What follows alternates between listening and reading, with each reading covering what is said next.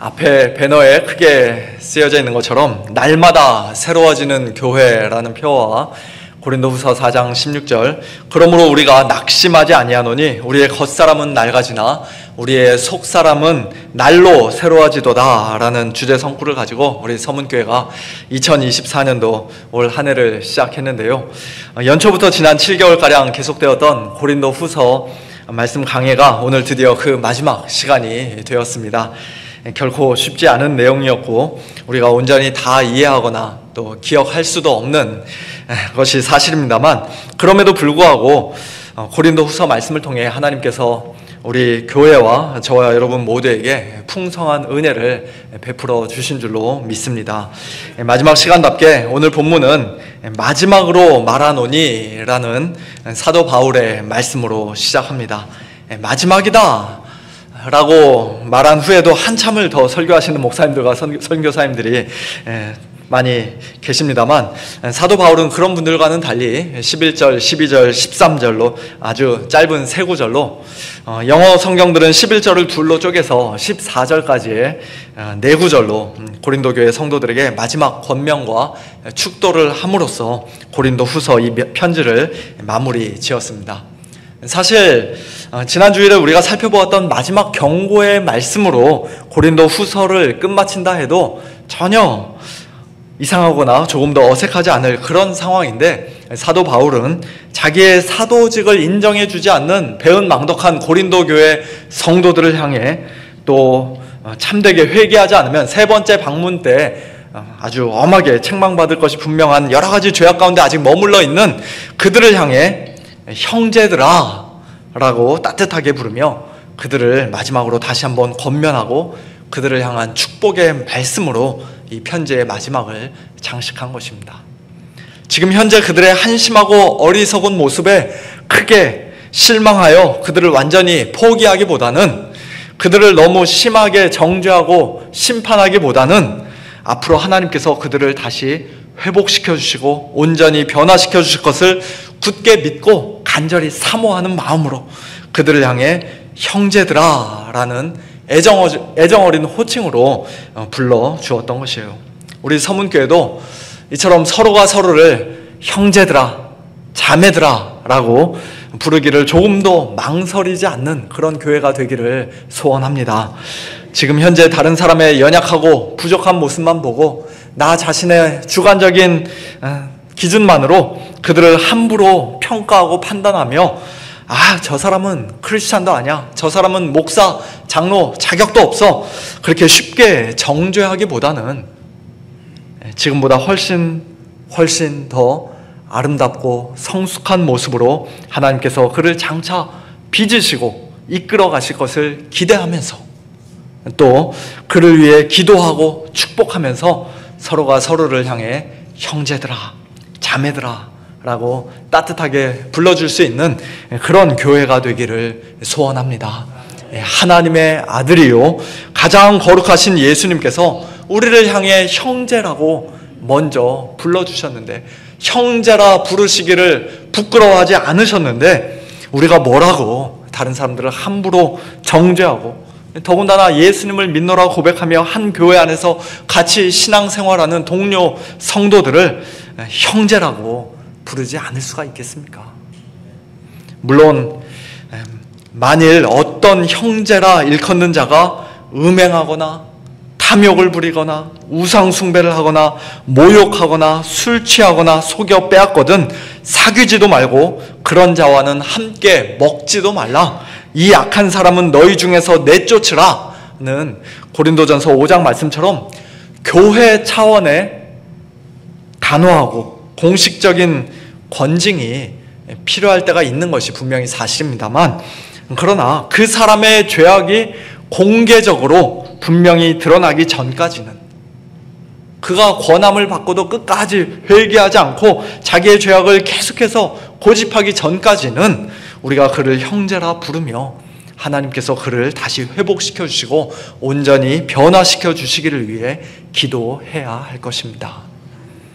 이처럼 형제들아 라는 호칭으로 고린도 교회 성도들을 부르는 사도 바울은 11절에서 5가지의 명령형 동사를 사용해서 그들을 권면합니다. 먼저 첫 번째는 기뻐하라는 것입니다. 기뻐하라.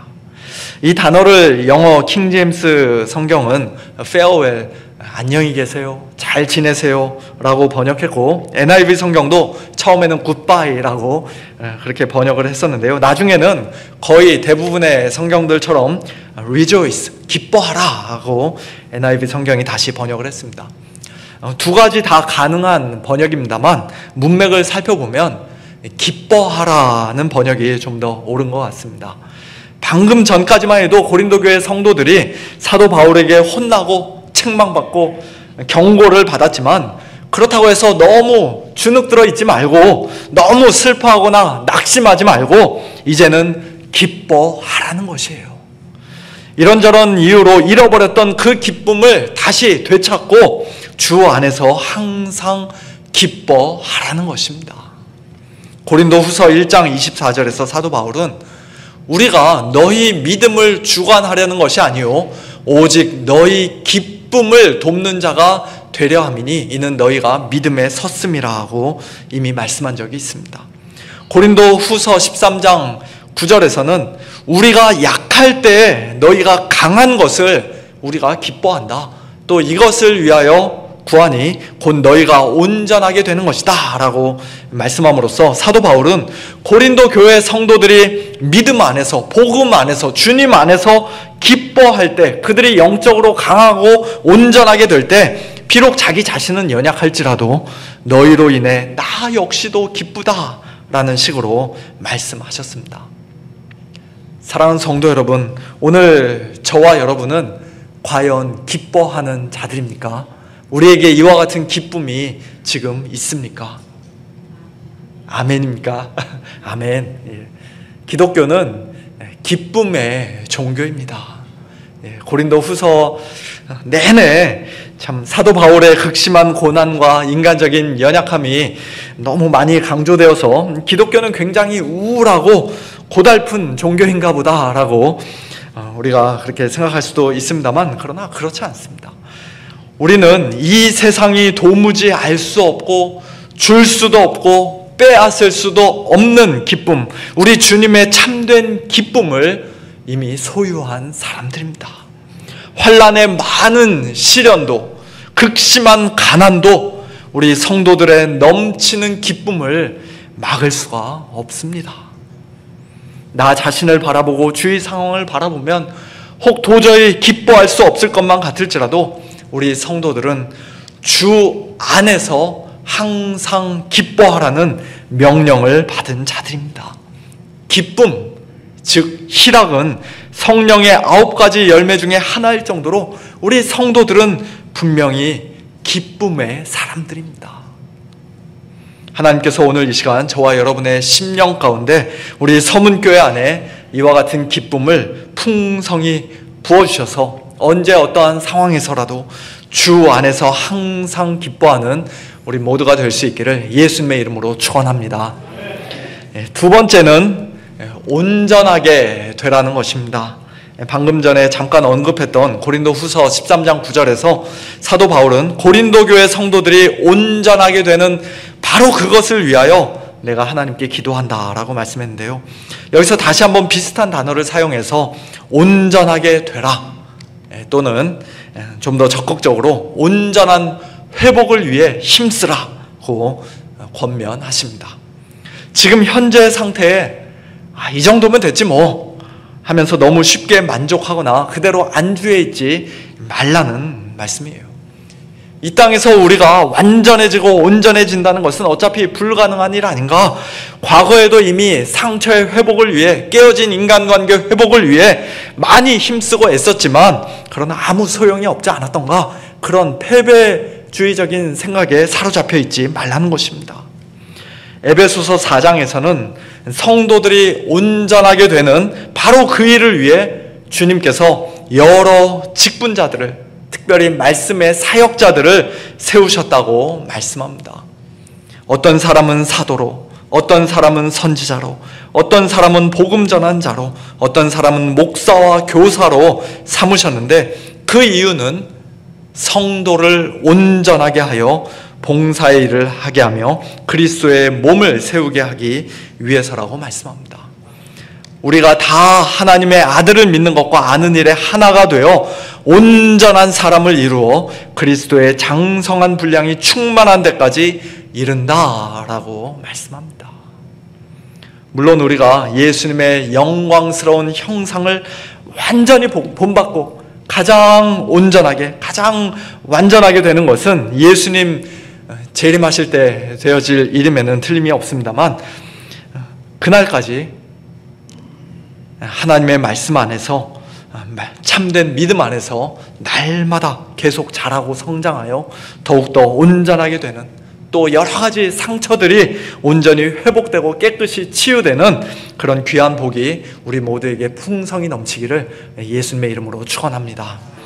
세 번째 권면은 위로를 받으라는 것입니다.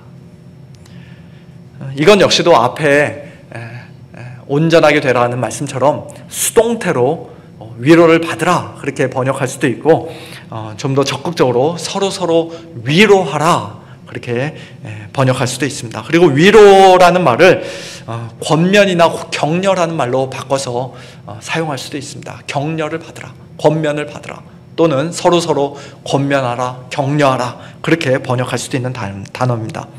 우리 개역 개정 성경은 위로를 받으라고 번역을 했고요. 대부분의 영어 성경들은 서로 위로하라 또는 격려하라 그렇게 번역을 했습니다.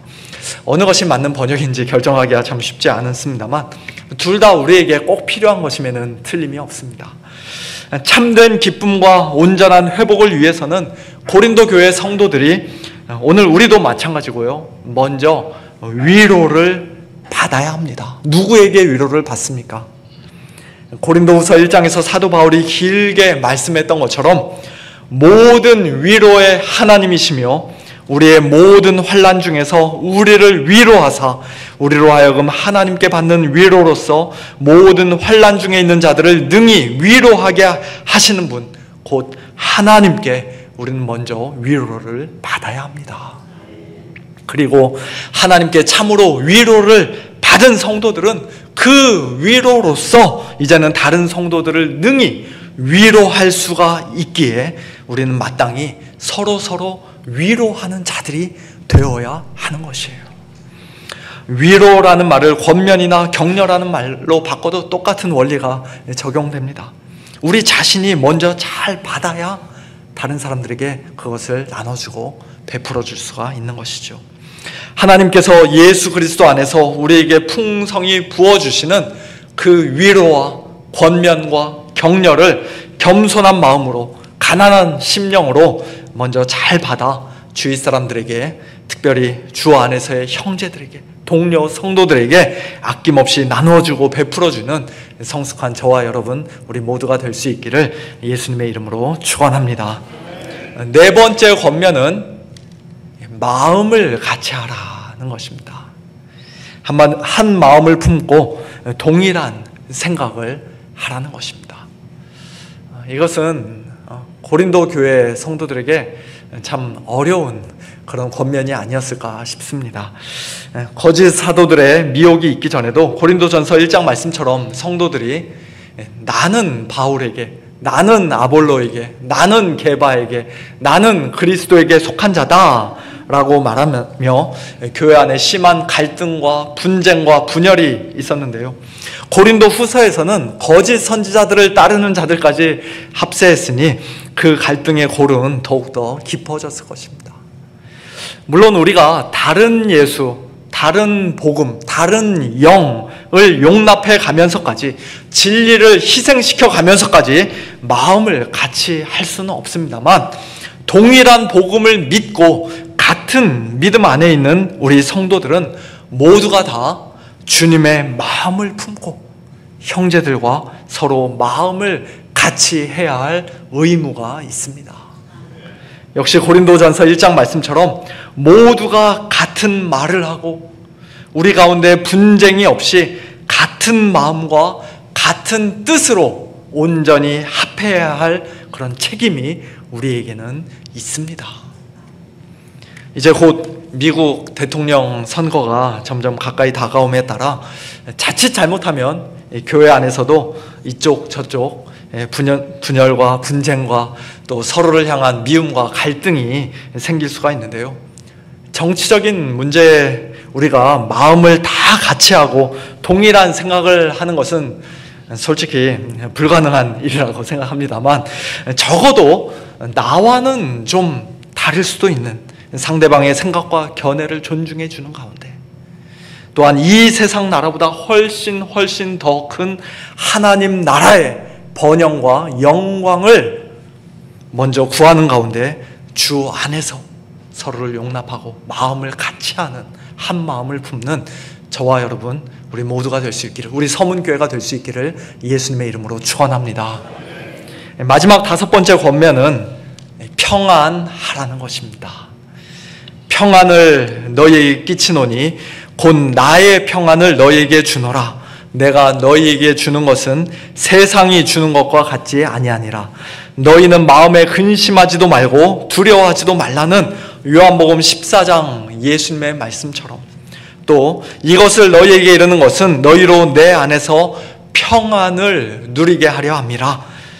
세상에서는 너희가 환난을 당하나 담대하라. 내가 세상을 이겨노라는 요한복음 16장 말씀처럼, 우리 성도들은 이 세상이 우리에게 결코 줄 수 없는 평안, 환난 중에도 절대로 빼앗기지 않는 참된 평안을 이미 받아 누리는 가장 복된 자들임을 믿으시기 바랍니다.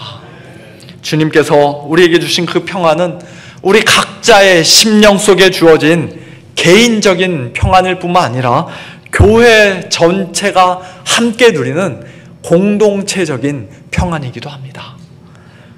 원수되었던 우리 죄인들이 하나님과 화목하게 되는 수직적인 평안일 뿐만 아니라 서로 미워하고 적대감을 가지고 있던 유대인과 이방인 사이에 높은 담이 허물어지고 그 둘이 하나가 되게 하시는, 화평하게 하시는 수평적인 평안이기도 합니다. 또한 앞에서 살펴보았던 기쁨과 마찬가지로 평안, 즉 화평 역시도 성령의 9가지 열매 중 하나이기 때문에 우리 성도들은 가는 곳마다 분쟁이 아닌 화평, 평화를 가져오는 그런 피스메이커로서의 역할을 감당해야 합니다. 할 수 있거든 모든 사람과 더불어 화목해야 합니다. 이처럼 기뻐하라, 온전하게 되라, 위로를 받으라, 마음을 같이 하라, 그리고 평안하라, 화목하라, 그 5가지 권면에 이어 사도 바울은 사랑과 평강의 하나님이 너희와 함께 계시리라고 말씀합니다.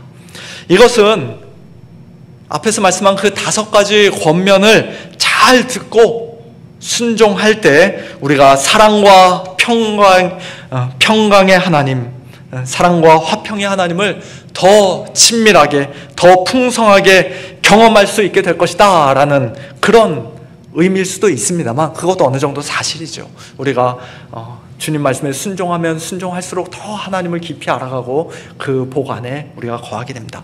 하지만 그보다는 이 5가지 권면을 우리 스스로의 힘으로는 도저히 순종할 수 없기에 사랑과 평강의 하나님이 너희와 함께 하시고 너희를 항상 도우실 것이다.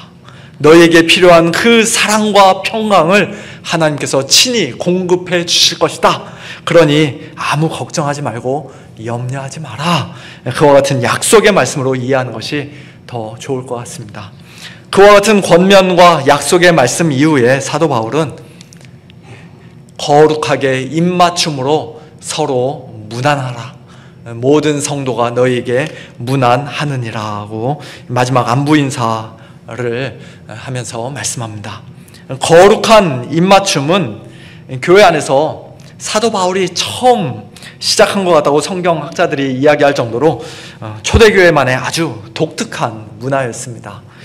물론 그 당시 가족들이나 가까운 친척 사이에서는 오늘날까지도 중동 사람들이 하는 것처럼 볼이나 이마나 뭐 머리나 어깨나 아니면 손과 같은 부위에 가볍게 키스하는 그와 같은 일들이 있었다고 하는데요. 그런 혈연적인 가족 관계를 뛰어넘는 하나됨, 즉 갈라디아서 3장 말씀처럼 유대인이나 헬라인이나 종이나 자유인이나 남자나 여자나 다 그리스도 예수 안에서 하나요, 모두가 다 한 가족이라는 사실을 우리 성도들이 거룩한 입맞춤을 통해, 특별히 예배 가운데 또 1세기 문헌에 보면 성만찬 때 그와 같은 거룩한 입맞춤을 했다는 그런 기록도 있는데요. 성만찬을 하면서 우리가 정말 그리스도 안에서 하나다라는 사실을 확인하며 이와 같은 참 사랑의 표시를 나누기를 사도 바울이 원했던 것입니다. 물론 이것은 어느 정도 문화적인 측면도 있는 것이기 때문에 우리 한국 사람들에게는 거룩한 입맞춤이라는 것이 솔직히 상당히 좀 어색하고 부담스럽고 또 문자적으로 순종하기가 어려울 수도 있는 그런 말씀인 것이 사실입니다만, 적어도 그 기본 정신만큼은 우리가 순종해야 할 것입니다.